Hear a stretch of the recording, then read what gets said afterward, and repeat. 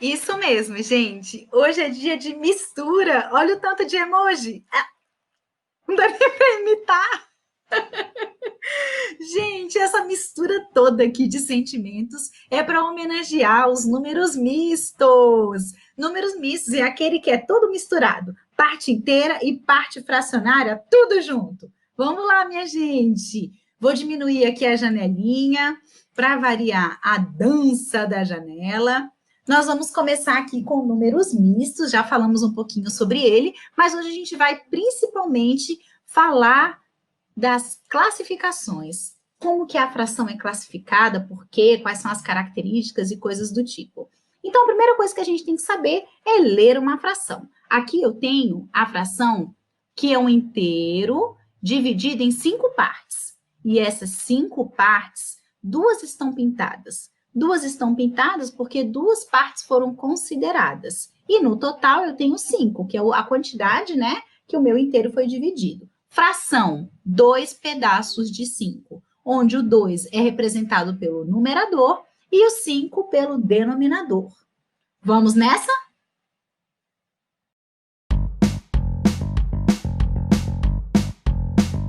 Hora de tomar nota. Sabe o que é tomar nota? Escrever. Escreva aí. Quais são os tipos de fração? Uma fração, ela pode ser classificada em próprias, impróprias ou aparentes. Atenção! Quando elas são próprias, olha só o exemplo aqui, 1/3. Imprópria, 7/4 e aparente, 5/5. O que vocês conseguem perceber entre as próprias, impróprias e aparentes? Sigam aqui. As frações próprias, elas têm essa classificação quando o numerador, ou seja, o número de cima, é menor do que o de baixo. Isso na prática, quando o numerador é menor do que o denominador, na prática nós temos isso aqui, ó. Nós temos um único desenho que representa essa situação. 3/5. Eu tenho um inteiro que foi dividido em 5 partes e eu considerei, eu pintei 3. Então, aqui eu tenho 3 pedaços de 5. Ahá! Frações aparentes. Não são frações parentes, são aparentes. Então, olha só. Frações aparentes é quando o numerador é múltiplo do denominador. Ou seja, quando o numerador for divisível pelo denominador. Nesse caso aqui, pessoal, 6 dá para dividir por 3? 6 dá para dividir por 3? Dá 2. Então, 6/3 é uma fração aparente. Tom. Agora, vamos testar a fração 12/4.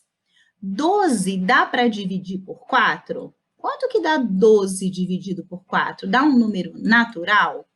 Sim! 12 dividido por 4 é igual a 3. 3 inteiros. Então, 12/4 é uma fração aparente.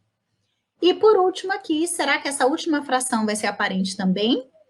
Dá para dividir 15 por 3? 15 dividido por 3 dá quanto? Dá 3. 15 dividido por 3 dá 5. Então, gente, 15/3 é uma fração aparente.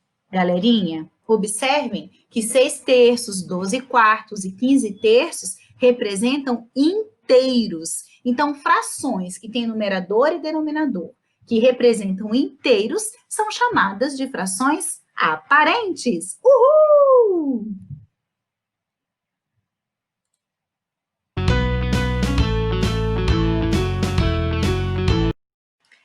Frações impróprias. Frações impróprias. Vocês viram que eu mudei meu filtro aqui atrás? Um monte de emojis, um monte de emoções. Vocês estão vendo aí, né? Esses memes todos que estão aparecendo, esses GIFs aí. Então, vamos lá. Gente, numerador maior que o denominador são frações impróprias. Nesse caso aqui, ó, 24 quintos. 24 quintos, o numerador é maior do que o denominador. E detalhe, o numerador não é divisível pelo denominador. Tia, então significa que quando eu consigo ter um número maior em cima e um menor embaixo, elas são impróprias? Sim. Então as frações aparentes são impróprias também? Sim, as frações aparentes são impróprias e quando eu consigo dividir o numerador pelo denominador, aí elas são aparentes, tá bom? Nesse caso aqui, ela só vai ser imprópria porque 24 não dá para dividir por 5 e 24 é maior do que 5. Então, é uma fração imprópria. E agora, olha só, eu tenho aqui 4 inteiros e 4 quintos. Tan, tan, tan. O que é 4 inteiros e 4 quintos? É um número misto. Nós já vimos isso nas aulas. 4 inteiros e 4 quintos representa a mesma coisa que 24 quintos.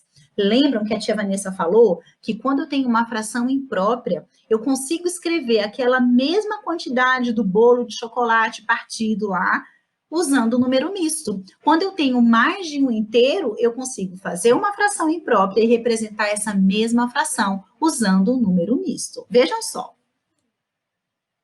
Representação de um número misto.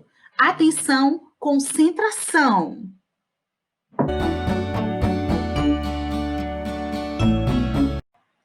Gente, olha só onde que a gente usa o número misto. 5 amigos saíram para comer pizza. Não vejo a hora da gente já poder sair, né, gente? Decidiram pedir 2 pizzas divididas em 8 fatias cada uma. Eles conseguiram comer uma pizza inteirinha e mais 6 pedaços da outra pizza. O número misto que representa a quantidade de pizza que os 5 amigos comeram juntos é, pessoal, a primeira pizza não foi todinha, ela foi todinha. Então, aqui eu tenho um inteiro que foi todinho. Na segunda pizza, ela foi dividida em 8 pedaços, mas eles só comeram 6 pedaços. Ou seja, eles comeram uma pizza inteira, mais 6 oitavos da outra pizza. Por isso, nós escrevemos o número misto. Olhem só, um inteiro e 6 oitavos. Esse é um número misto que representa essa situação, problema. E aí, ficaram com fome?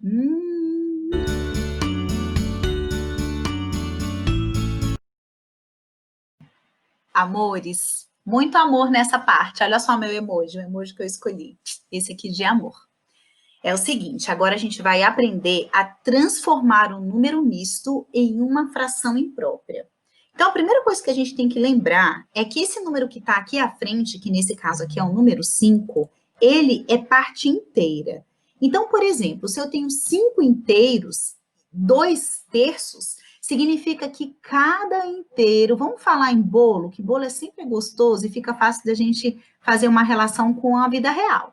Então, dos 5 bolos que nós temos, 1, 2, 3, 4, 5, cada um desses foi dividido em 5 partes, desculpa, em 3 partes, e nós comemos, nós consideramos os 5 bolos. Então, aqui, ó, no primeiro, eu tenho 3 terços, no segundo, eu tenho 3 terços, o terceiro, 3 terços, o quarto, 4 terços e o 5, 3 terços.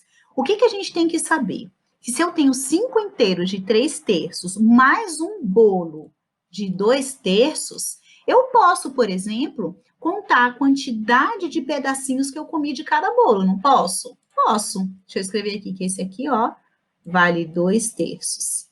Então, ó, do primeiro bolo eu comi 3 pedaços, do segundo 3 pedaços, do terceiro 3 pedaços, aqui também 3, aqui também 3 e aqui só 2. Aqui só 2 pedaços. Então, pensem comigo. 3 mais 3 mais 3 mais 3 mais 3 dá 15. Mais esses 2 pedacinhos, eu tenho 17 pedacinhos de 3. Porém, vocês já pensaram se a gente tivesse um número misto com a parte inteira muito maior? Por exemplo, 13 inteiros e 2 terços, ou 35 inteiros e 2 terços, ou 123 e 6 nonos. A gente teria mais dificuldade para poder fazer esses desenhos e contar quantos pedacinhos. Daí, surgiu o modelo prático. O modelo prático é um modelo em que a gente pode aplicar uma regrinha e chegar rapidamente à nossa resposta. Aqui seria localizar o denominador. Olha lá, meu denominador é 3. Eu pego o 3 e eu multiplico pela parte inteira. 3 vezes o 5 deu 15. E agora eu somo com aqueles 2 pedacinhos que ficou lá do bolo. Mais 2, eu tenho 17 partes, onde cada inteiro foi dividido em 3. Prontinho, eu tenho 17 terços, que é uma fração imprópria, ok?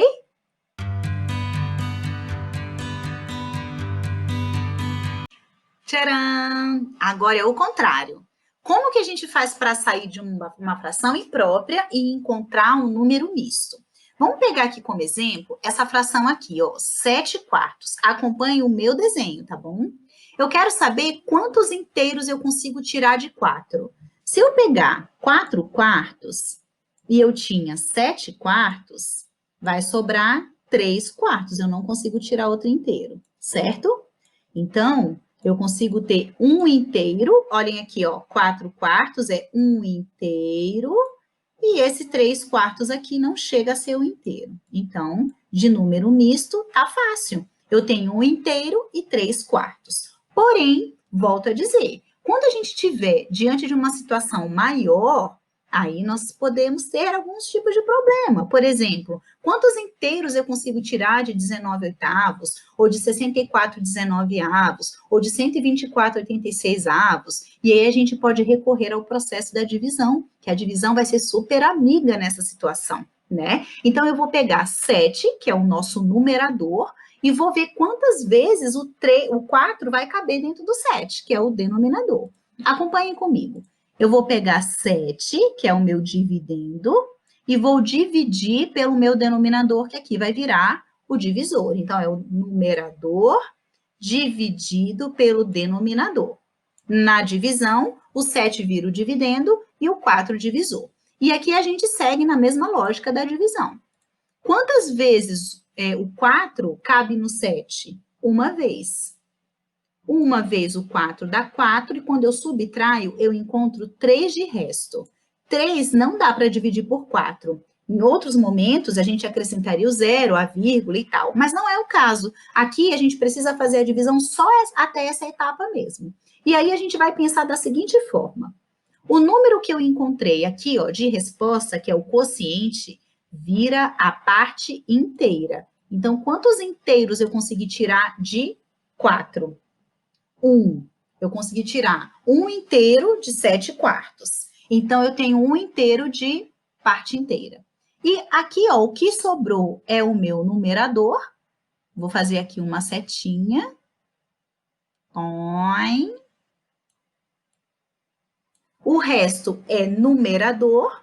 E o nosso divisor é o nosso denominador. Simples assim. A divisão, nesse caso, salvando as nossas vidas. Ó, vamos praticar.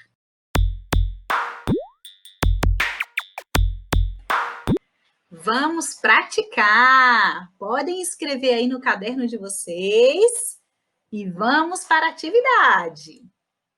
Olha lá, vocês não precisam copiar o enunciado, mas as frações e as classificações, sim. Então, vamos lá. Classifique as frações em próprias, impróprias e aparentes. E aí, você vai copiar no seu caderno. 2 terços, 5 quartos, 8 quintos. Vou subir aqui. 18 nonos, 24 quartos e 3 sextos. E aí, pessoal? Classificando. E depois dessa, respondendo esse probleminha do livro, página 175, número 9. Beijinho, beijinho, tchau, tchau. Beijinho, beijinho, tchau, tchau, tchau. Beijinho, beijinho, tchau.